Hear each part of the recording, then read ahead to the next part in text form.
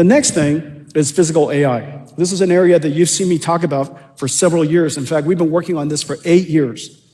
The question is, how do you take something that is intelligent inside the computer and interacts with you with screens and speakers to something that can interact with the world, meaning it can understand the common sense of how the world works. Object permanence. If I look away and I look back, that object is still there. Causality. If I push it, it tips over. It understands friction and gravity. It understands inertia. That a heavy truck rolling down the road is going to need a little bit more time to stop. That a ball is going to keep on rolling. These ideas are common sense to even a little child, but for AI, it's completely unknown. And so we have to create a system that allows AIs to learn the common sense of the physical world, learn its laws, but also to be able to, of course, learn from data, and the data is quite scarce, and to be able to evaluate whether that AI is working, meaning it has to simulate in an environment. How does an AI know that the actions that it's performing is consistent with what it should do if it doesn't have the ability to simulate the response of the physical world back on its actions? The response of its actions is really important to simulate. Otherwise, there's no way to evaluate it. It's different every time. And so this basic system requires 3 computers. One computer, of course, the one that we know that NVIDIA built for training the AI models. Another computer that we know is to inference the models. Inferencing the model is essentially a robotics computer that runs in a car or runs in a robot or runs in a factory, runs anywhere at the edge. But there has to be another computer that's designed for simulation. And simulation is at the heart of almost everything NVIDIA does. This is where we are most comfortable. And simulation was really the foundations of almost everything that we've done with physical AI. So we have 3 computers and multiple stacks that run on these computers, these libraries, to make them useful. Omniverse is our digital twin, physically based simulation world. Cosmos, as I mentioned earlier, is our foundation model, not a foundation model for language, but a foundation model of the world. And it's also aligned with language. You could say something like, what's happening to the ball? And they'll tell you the ball's rolling down the street. And so a world foundation model, and then, of course, the robotics models. We have 2 of them. One of them is called Groot. The other one's called Alpamayo that I'm going to tell you about. Now, one of the most important things that we have to do with physical AI is to create the data to train the AI in the first place. Where does that data come from? Rather than, instead of having languages, because we created a bunch of text that are what we consider ground truth that the AI can learn from, how do we teach an AI the ground truth of physics? There are lots and lots of videos, but hardly enough to capture the diversity and the type of interactions that we need. And so this is where great minds came together and transformed what used to be compute into data. Now, using synthetic data generation that is grounded and conditioned by the laws of physics, grounded and conditioned by ground truth, we can now selectively, cleverly generate data that we can then use to train the AI. So for example, what comes into this AI, this Cosmos AI world model on the left, over here, is the output of a traffic simulator. Now this traffic simulator is hardly enough for an AI to learn from. We can take this, put it into a Cosmos foundation model, and generate surround video that is physically based and physically plausible that the AI can now learn from. And there are so many examples of this. Let me show you what Cosmos can do. The ChatGPT moment for physical AI is nearly here.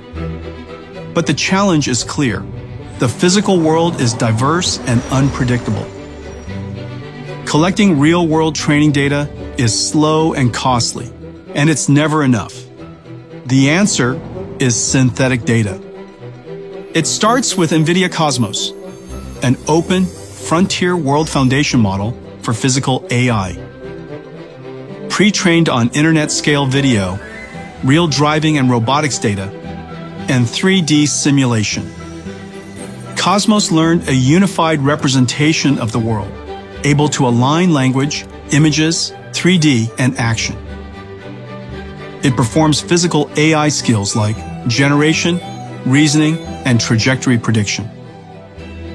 From a single image, Cosmos generates realistic video. From 3D scene descriptions, physically coherent motion. From driving telemetry and sensor logs, surround video. From planning simulators, multi-camera environments. Or from scenario prompts, it brings edge cases to life.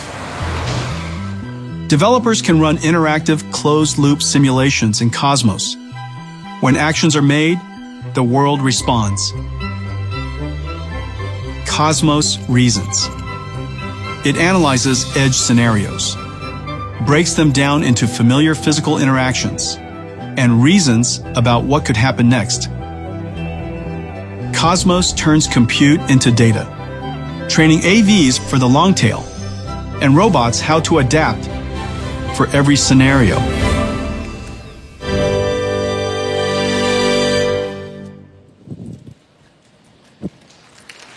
I know, it's incredible. Cosmos is the world's leading foundation model, world foundation model. It's been downloaded millions of times, used all over the world, getting the world ready for this new era of physical AI. We use it ourselves as well. We use it ourselves to create our self-driving car, using it for scenario generation and using it for evaluation. We could have something that allows us to effectively travel billions, trillions of miles, but doing it inside a computer. And we've made enormous progress. Today, we're announcing Alpamayo, the world's first thinking, reasoning, autonomous vehicle AI. Alpamayo is trained end to end, literally from camera in to actuation out.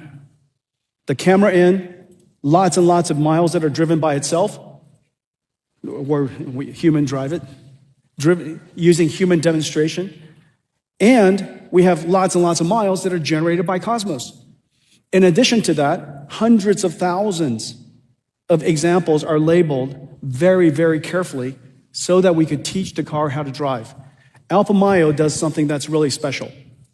Not only does it take sensor input and activates steering wheel, brakes, and acceleration, it also reasons about what action it is about to take. It tells you what action it's going to take, the reasons by which it came about that action, and then, of course, the trajectory. All of these are coupled directly and trained very specifically by a large combination of human-trained and as well as Cosmos-generated data. The result of it is just really incredible. Not only does your car drive as you would expect it to drive, and it drives so naturally because it learned directly from human demonstrators, but in every single scenario, when it comes up to the scenario, it reasons about, it tells you what it's going to do, and it reasons about what's about to do. Now, the reason why this is so important is because of the long tail of driving. It's impossible for us to simply collect every single possible scenario for everything that could ever happen in every single country, in every single circumstance that's possibly ever going to happen for all of population. However, it is very likely that every scenario, if decomposed into a whole bunch of other smaller scenarios, are quite normal for you to understand. And so these long tails will be decomposed into quite normal circumstances that the car knows how to deal with. It just needs to reason about it. And so let's take a look. Everything you're about to see is one shot. It's no hands.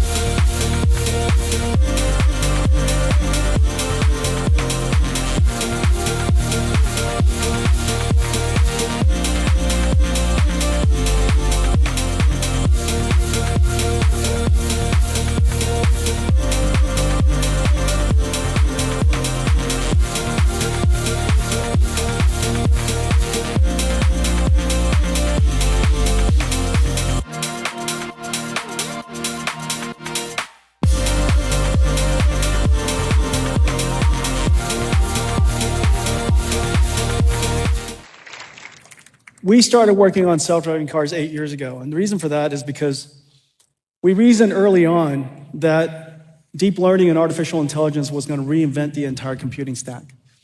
And if we were ever going to understand how to navigate ourselves and how to guide the industry towards this new future, we have to get good at building the entire stack. Well, as I mentioned earlier, AI is a 5-layer cake. The lowest layer is land, power, and shell.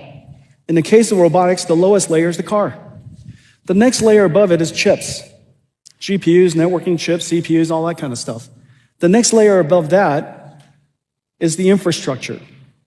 That infrastructure, in this particular case, as I mentioned with physical AI, is Omniverse and Cosmos.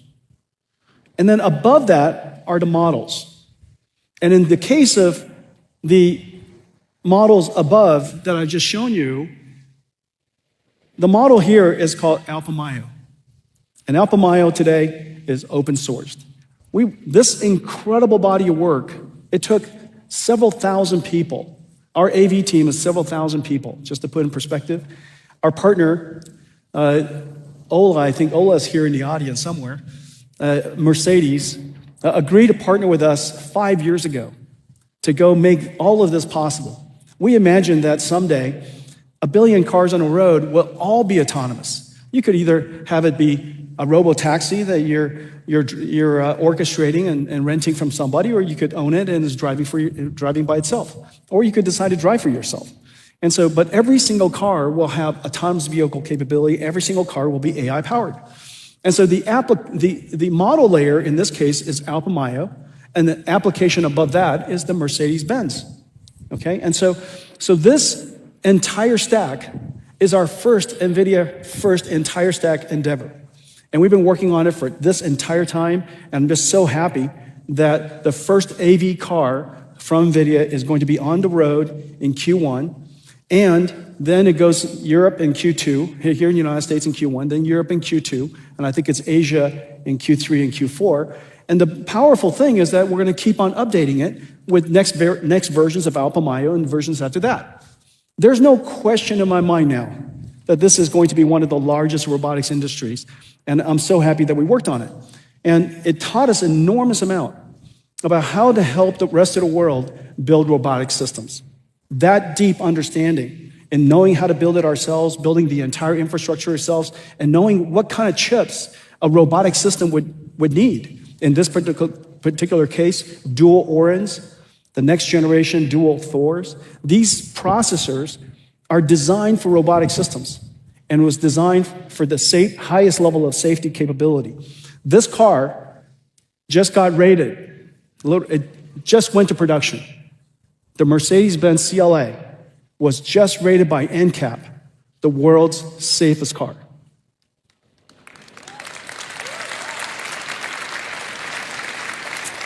It is the only system that I know that has every single line of code, the chip, the system, every line of code, safety certified. The entire model system is based on sensors are diverse and redundant, and so is the self-driving car stack. The Alpamayo stack is trained end-to-end and has incredible skills. However, nobody knows until you drive it forever that it's going to be perfectly safe.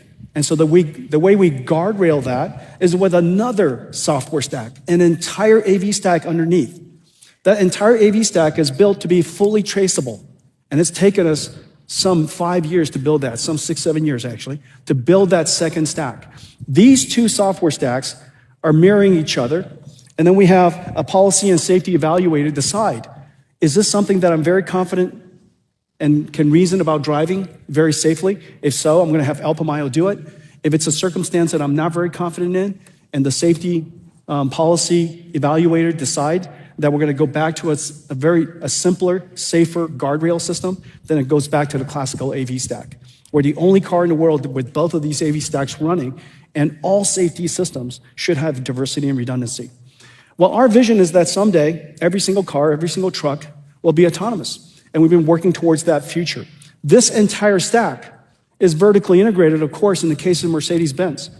We built the entire stack together. We're going to deploy the car. We're going to operate the stack. We're going to maintain the stack for as long as we shall live. However, Like everything else we do as a company, we build the entire stack, but the entire stack is open for the ecosystem. And the ecosystem working with us to build L4 and robotaxis is expanding, and it's going everywhere. I fully expect this to be, well, this is already a giant business for us. It's a giant business for us because they use it for training data, processing data, and training their models. They use it for synthetic data generation in some cases. In some companies, they pretty much just build the computers, the chips that are inside the car. And some companies work with us full stack. Some companies work with us some partial part of that. Okay, so it doesn't matter how much you decide to use. My only request is use a little bit of NVIDIA wherever you can. And, but the entire thing is open. Now, this is going to be the first large-scale, mainstream AI, physical AI market. And this is now, I think we can all agree, fully here. And this inflection point of going from not autonomous vehicles to autonomous vehicles is probably happening right about this time. In the next 10 years, I'm fairly certain a very, very large percentage of the world's cars will be autonomous or highly autonomous.